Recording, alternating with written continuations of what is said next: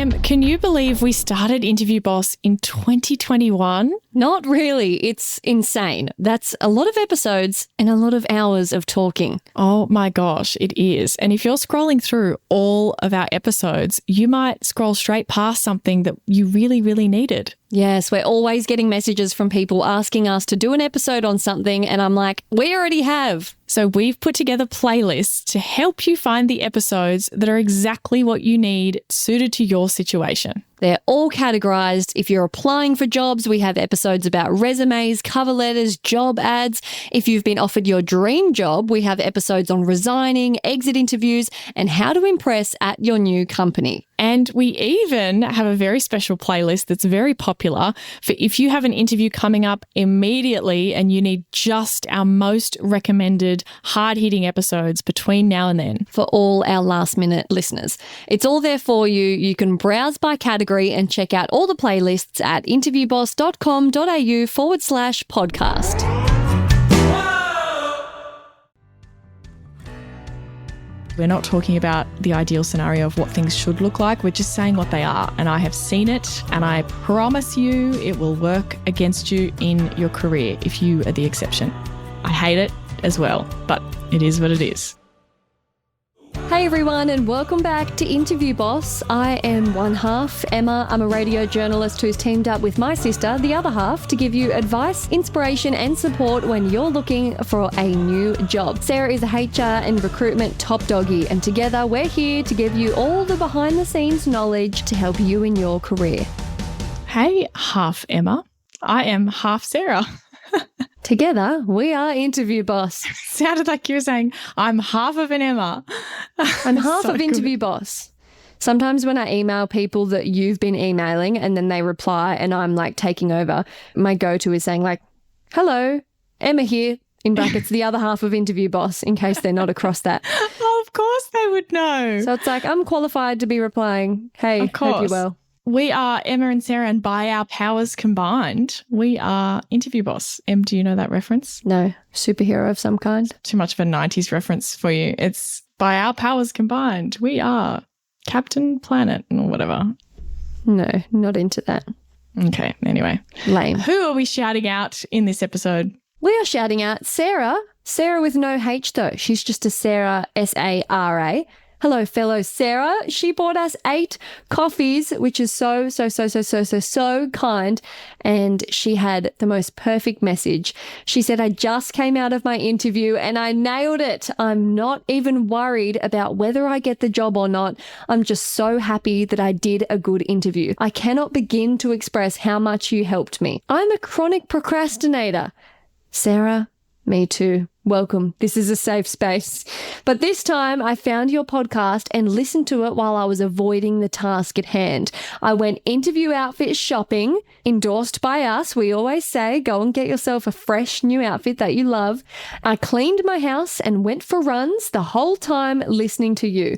All of your advice was spot on. You really have something special. Much love from Ireland. Oh, I love that she was listening while doing productive procrastinating, you know, when you're trying to do something and you're like, I must clean first, and it's silly. You don't need to clean first. But hey, you can have both. You can clean and also listen. I love that. It just sums up everything that we're about. That it's not about the outcome. It's about how you've prepared differently. You finally feel confident knowing that, hey, it's fine if I don't get it because I am now so good at this. That confidence will carry you. I did myself justice. Yes, that is the feeling we're chasing. We're not chasing your next interview. You must get the offer. It's that feeling knowing you did yourself justice. The second thing is that even if you feel like you're procrastinating or it's really hard to make progress because the job search can be so relentless, by doing things like this, you know, other ordinary life admin, but having us on, you are still doing something that's working toward your future. And mixing in some fun bits of the interview prep with the new outfit. I love it. She's chasing the dopamine parts of the job search, and I endorse. I'm a fan. And I know it will pay off for you. Yeah, totally. If you need help at your next interview, check out our brand new Interview Academy. It breaks down step by step by step how to prep for your interview. And if you are like Sarah, you might need the accountability to go do this first, to do this next. You've got homework. Here's all the steps you need to follow. It would be really helpful in that situation. So you can find out all about it at interviewboss.com.au/interview-academy. Interview Academy is an unofficial hub for procrastinators. Just saying. Yeah, definitely. Just saying. Now, what are we talking about on this week's episode? I think this is going to be a popular one. We are talking about being a digital nomad, those remote jobs. Yep. That everybody wants desperately after COVID. We're all traumatized. We all just want to work from home, understandably. Literally everybody wants a remote job. It is wild. We've got some stats here and a little bit of research to show just how incredibly popular remote jobs still are, but kind of that the trends are shifting a little bit too. So the third annual Ernst & Young Future Workplace Index. So it's like a research of corporate leaders. They do surveys and stuff, and then they publish the kind of findings. It is from the US, but the full-time remote work reporting levels have plummeted from 34% in 2022 to 1% in 2023. What? That is crazy. Down to 1% of survey respondents reporting full-time remote work. So like remote work is going away a lot faster than I think what people expected. I'm not surprised by this because in my job, I report a lot on the work from home movement, like, you know, trends in a lot of big businesses like over here in Australia, like we're making headlines for demanding that people get back in the office. Like, and yeah, it's kind of a trend. So I'm not surprised by this because that doesn't mean that remote, flexible couple days from home are going down, but it's that fully remote. Fully remote is the most impacted. So then there's also some research from LinkedIn. So they did a global state of remote work survey, and it's only just been published this year. And the growth in demand for remote work is way above what the actual supply of remote jobs are. And I think anyone already knows this, but it's interesting to hear the numbers. So the share of US remote job postings dropped over 9 percentage points from January 2022 to December 2023, and they were only 10% of total job posts. But here's the crazy part. They receive 46% of all applications. And wow. I read somewhere else, it's like 2 times or 2 to 3 times the amount of applications for those job posts. So highly competitive. Very competitive. Highly sought after. And that's the US, but the same trends are in the UK, France, Germany, India, definitely here in Australia too. We've seen various different surveys and research. And I think it's interesting to keep in mind. You have to be aware of this if you're targeting a remote job, is that there are less remote jobs and everybody wants them. More people wanting one. Yeah. So there's a numbers problem here a little bit. The math ain't mathin'. I know. I don't want to put everyone off, but like it's going to be rough and you need to go in eyes wide open. It's important to be educated. Yeah, it is. Exactly. So something to consider, obviously, when you're applying is be prepared for this high competition. It's not going to be a walk in the park. Yes. And you should factor this in when you're thinking about, you know, your next steps, your career, or deciding where to move or relocate.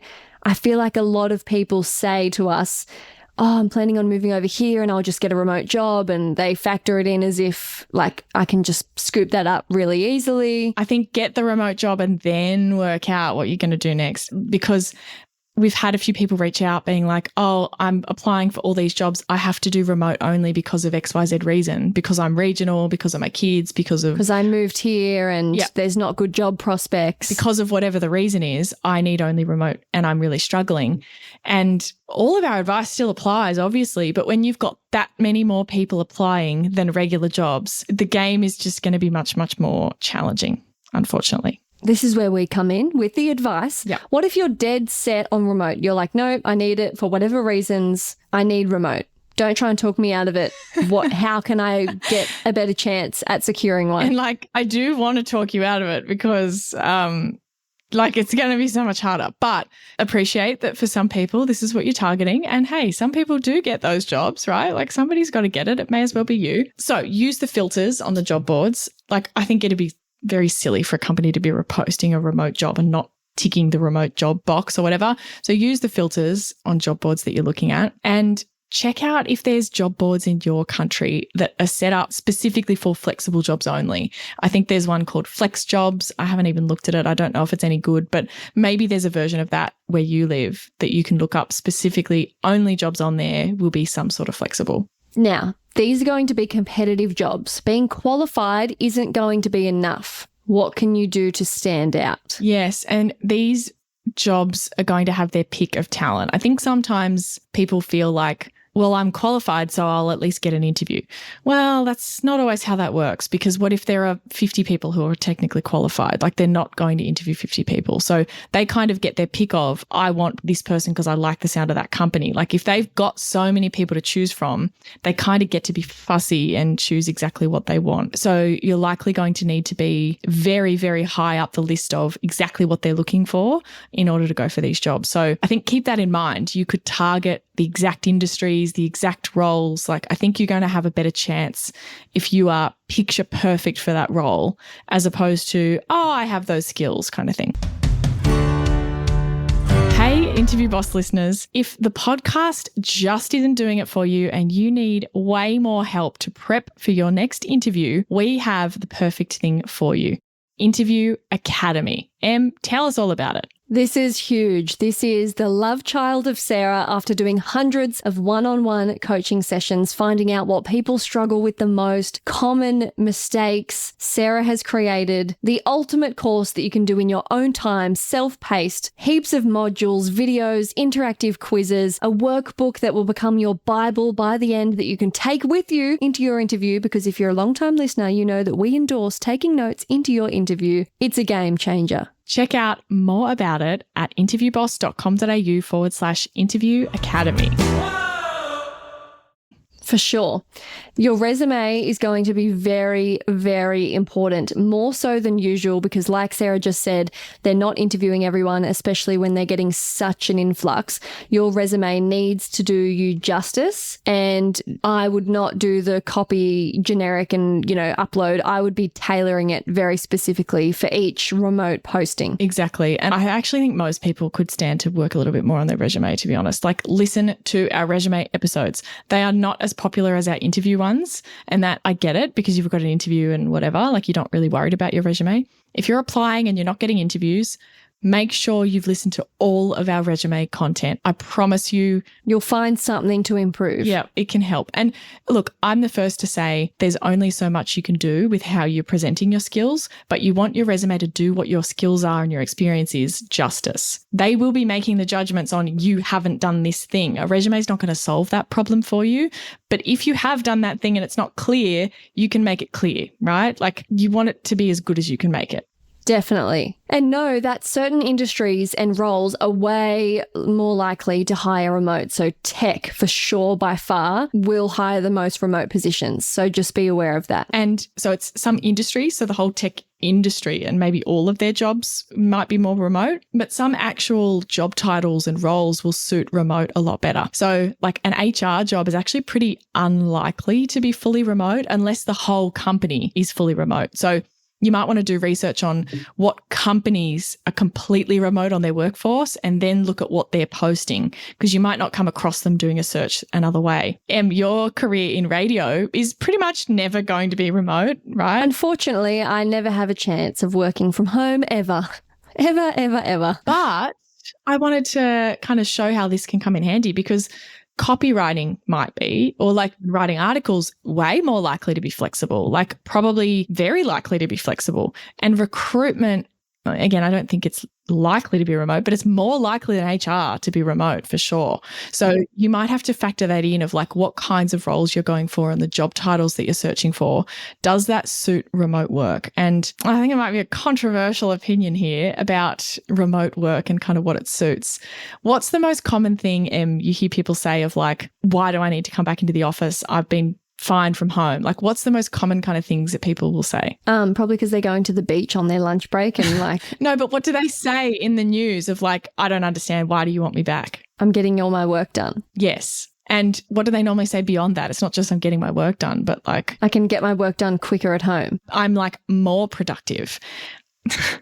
And like for certain roles, I completely agree. And that's why I think it does suit certain roles better than others. For example, developers in tech, a lot of that says you have to be very focused and spend a couple of focused hours of work to actually make progress on coding. And so a lot of people will say, well, that really, really suits working from home where you're not going to be interrupted. But most people will say, I get so much more done because I don't get interrupted. And my answer to that is sometimes, yeah, I know. That's kind of why you need to come back because you don't get interrupted, but we need to interrupt you.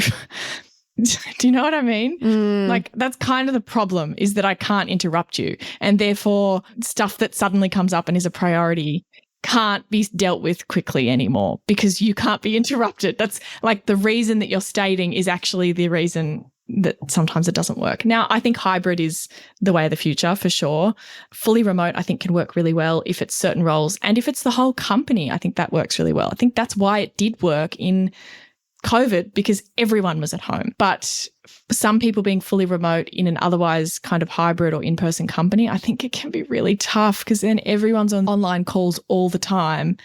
I don't know. I like the idea of we're all in on this day, we're all out on that day. I think that's cool. That works well. It causes sometimes, I've seen at my work, it kind of cause like workflow disruptions when there's the one person that's not there, but they're who needed, and then everyone else is kind of running circles to... And then instead of having your team meeting in person, you've got 6 members of the team in person and 1 online. So it's like worse than being all online and also worse than being all in person. It's just completely worse to have like half and half. So it's tough. I get it. But that's why I think we're seeing the fully remote decrease and in favor of hybrid. So look at what are the trends, what are the roles that are easy to stay remote. Like developers tend to not have meetings. So therefore that stuff doesn't apply. They don't need to check in with other people. They've got XYZ to do by themselves. Same with copywriting, similar with recruitment. Like you're running your own race a little bit. Those roles are going to be much more likely to function really well when they're remote. So consider a bit of a career change or think about what skills do I need to have one of those roles. If you want to be remote forever, this is your strategy, I think, because otherwise you'll find like one HR role that's remote and then you're kind of trapped there forever because you can't move. Is there longevity in being remote for the field that you've taken? That's exactly right. Yes. Very good. Also, use your network. Reach out to people on LinkedIn. Make a post on LinkedIn. I'm looking for remote work. Does anyone know of any opportunities? Catch up with people that you used to work with. Reach out to people that you might know, friend of a friend, family member, people who work places. As always, this stands for anything in life. True. When people say, what's going on? Don't say, yeah, not much. Say, oh, yeah, I'm looking for remote work. Yeah. They'll then remember. And if anything ever comes up, they'll tell you. It's great. Make them your minions. Yes. And I think the reason this works here, it's also the case for any other times where you need a bit of special consideration. You're much more likely to get that when you're dealing human to human as opposed to I'm sending in an application and it's not what they asked for. I want remote, but the job not listed as remote. That's harder to get traction as opposed to, hey, I know you're hiring for this person. What about hiring me remote? Would that work? And you've got this personal connection. They're more likely to make an exception for someone they know. It's just, I've seen it happen so many times.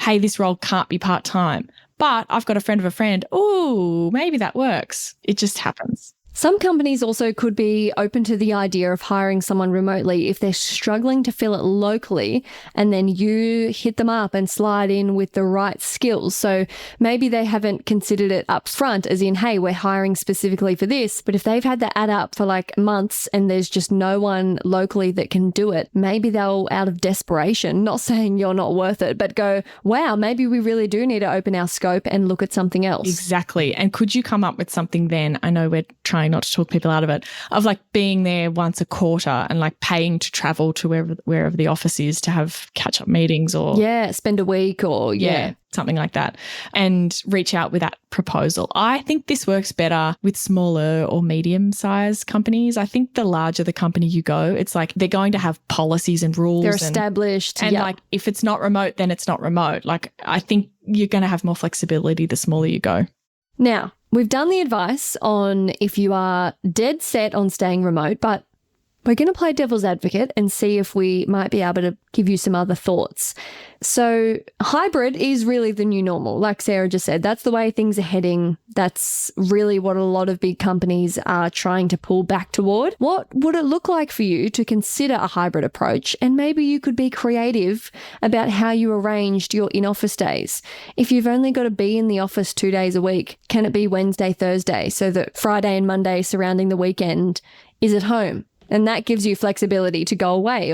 And if you didn't live close and you had a very long commute to get there, well, could you then factor into your salary expectations and your budget and whatever to say, okay, on Wednesday nights, I book a hotel that's close to the office and I drive down once on Wednesday morning really early. I work all day there, stay at the hotel that night, work Thursday, and then I go back to where I live. Like, I think if you're struggling and you're trying to get like, how do I get a job that really suits me and your current arrangement's not working, I think you need to be creative. It's kind of like, how can I get closer to what I want? I'm not striking it with remote. I need to reassess. What I'm chasing is flexibility, not necessarily definite, remote. This gets me almost there and buys me time to keep looking. And obviously that only works if you're within commuting distance. Like if you're having to fly, like that might be a lot harder. But I think it also shows like, hey, this is not what I wanted, but it's also not what the company wanted, but we're both compromising. It shows a little bit of, well, if I do this, I'm really going out of my way to make it work. Could you switch from 3 days in the office to 2 for me? And I'll do this big travel thing or whatever. Like, I think you've got options there. And on that note, you're way more likely to get the flexibility that you need if you approach a company that's already hybrid compared to one that wants everyone in the office and you're the lone wolf that's like, but come on, that's not going to work for me. Like, target the ones that already mention stuff about flexibility. You're the lone what? Wolf. Wolf. I think Emma means wolf, but she pronounces it. You can't say wolf with an L like that. Nobody says wolf. That's just, you say it quick. Wolf. Wolf is what a dog makes, like the sound of dogs make. The L's in there. Listen. Wolf. No, it's wolf. not. It's not. Wolf. Woof, woof. I don't know anyone that accentuates the L. Look over there. Look at that animal. No, it's not an animal. It's just a dog barking. So funny. But your point that you made is correct. You don't want to be the lone person who is working remote when everyone else is in person. I think even if they agreed to it, I wouldn't recommend doing it. I saw in a post somewhere someone asking for advice about this. Hey, how do I ask to be hybrid, but this company wants me in every single day? And my advice was like, sure, ask, but like, even if they say yes, what's that going to be like for you when everyone else is in there every single day and you're the person who's not? It also probably means things aren't going to be set up well. Like if you're already going for a company that's hybrid, you best believe it's a well-oiled machine, that everyone is trained on how to get online. If you have an ancient company that like everyone's 60 and has been there forever and are trying to accommodate you, like, would that be the best environment? You're going to be left out of stuff. You're going to be like not looped in on things. You're going to be overlooked for promotion. I know people hate this stuff and they don't want it to be true. But as we always say here, we're not talking about the ideal scenario of what things should look like. We're just saying what they are. And I have seen it, and I promise you it will work against you in your career if you are the exception. I hate it as well, but it is what it is. And we're trying to help you. I think the other really cool option is consider looking at freelancing or like working for yourself in like a contracting capacity. You don't have to run like a whole business and have a website and do that whole thing, but you could kind of like reach out to companies that are posting roles and say, hey, I don't have to be an employee, because maybe you've got a policy against that, but you could throw me some work every now and then and I can have an ABN or a company number or whatever and invoice you and do bits and pieces of work that come up for you. I think that could work really well, particularly for certain types of skills. So like copywriting, for example, would work really well there, like social media type stuff, like anything that has the ability to work asynchronously works as a freelance skill. There you have it. There is your how-to guide on remote jobs. We share some light on the situation, give you advice for if you are absolutely convinced you need one and want one, and that is for you, and also some other considerations if you're finding it really hard to crack one, what might be the next best thing. Yeah, it's tough out there, but we believe in you. Good luck, digital nomads. Good luck.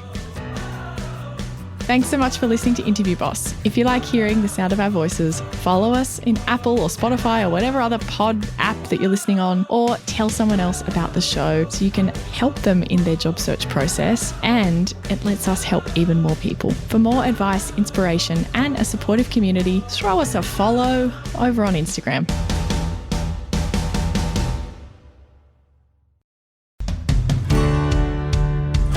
We've been your job search besties and helped you in some way. There's a cool way you can support the show. Shout us a virtual coffee. We get a huge kick out of reading all of your success stories. Head to buymeacoffee.com/interviewboss and shout us a cuppa. If you keep us caffeinated, we can keep the content coming.